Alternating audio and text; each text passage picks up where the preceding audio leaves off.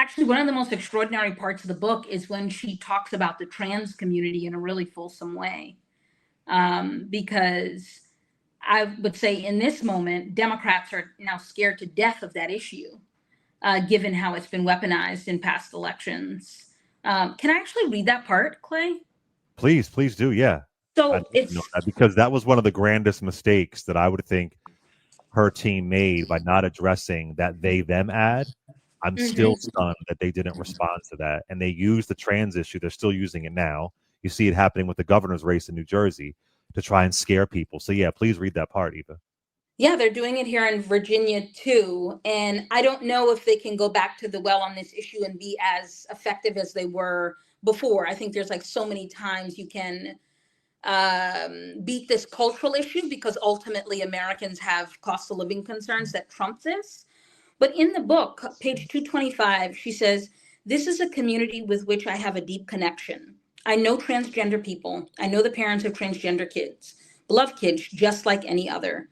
I know the pain and struggle that many families go through. I've heard so many personal stories, and I know the risks many of these children face from bullying and violence." And then she goes on to say, "I knew that Trump's increasingly hateful rhetoric was painting a bullseye on their backs and putting them in peril. I've always been a protector. It's why I became a prosecutor. There's no way I was going to go against my very nature and turn on transgender people right when they were being so intensely and intentionally vilified.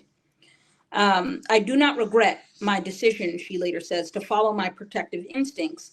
I do regret not giving even more attention to how we might mitigate Trump's attacks." And to me, I'm sorry, that was incredible as a person that covers Democrats.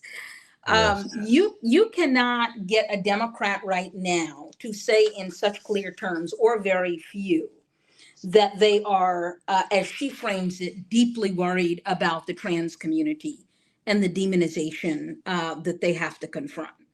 And in this book, she lays it out, but she also recognizes that she could have done a better job on the campaign trail of stepping into this debate a little bit more. It's such a great point. And in one of our previous discussions, you said how Democrats are always just running scared. And I'm Hmm. paraphrasing here, how they always appear to be afraid. Republicans don't care about being popular. Republicans don't even care about polls anymore. They just go whatever way they could go to try to incentivize people.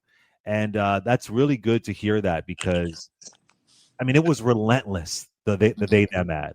It really is our generation's Willie Horton ad. I mean, it was constant and it was working. And I would hear it in the barbershop. I would hear it from people. Oh, I don't like Trump, but he's right on that trans stuff. I mean, I would hear this constantly. And so where does that put Democrats now? Are they just going to try and act like it doesn't exist? Are they going to turn their back on trans people? Where does that leave them now? And I don't know if it leaves them to where what Kamala Harris just said. I think that Democrats right now are hoping that this issue becomes less that basically Republicans overuse this issue and it becomes like less salient than it was. I think that that's their strategy now. They don't seem to have any appetite to confront this in a significant way at all. And I think they're just praying that it doesn't continue to be a liability, that there are other issues that they can win on, and this is not one of them. But I mean, that just means that it'll continue to be defined in their opponent's terms, Right. unless they're really clear about what exactly it is that they believe. So Reese Colbert and I talked about this on Tuesday, I believe. So I want to run this by you. The part of the book that struck me where Trump gave that horrible interview with NABJ. Were you there? Were you in the I room? was there. Lord have mercy. And he said she just turned black. And her advisor said you should do a speech on race the way that Barack Obama did, amazing, in March of 2008. I'll never forget it. And she didn't want to. And she said, what am I going to do next? Have to prove that I'm a woman? And By I showing think my vagina. That's what she says in the book. exactly that was the exact language. Yeah. That was one of the biggest tools of misinformation in our community, that Kamala Harris wasn't really black, that she really isn't a black woman, that she, she's not black. I mean, even Janet Jackson said it at one point. Oh, And right. I wonder, but she stands in it that she didn't want to have to do that. And I just wanted to know your perspective on the ground that that was a big tool of misinformation, that she really wasn't black. And I think a discussion around her proud identity versus just saying immigrant might have been more impactful. But what were your thoughts when you read that part of the book?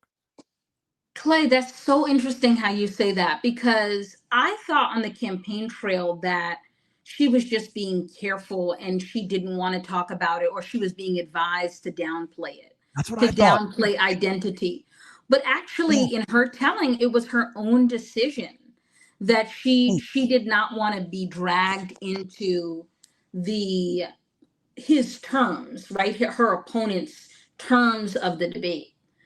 But you do make a good point. I mean, but she did, like, she always talked about Howard, how you could think like this woman was not so deeply connected to the black experience in this country when she's a historically black college graduate and still has deep ties to Howard University and Divine Nine. Yeah. Divine Nine, yes, and all that. But I don't know. I guess she felt that ultimately that was playing on his turf to have to defend her identity.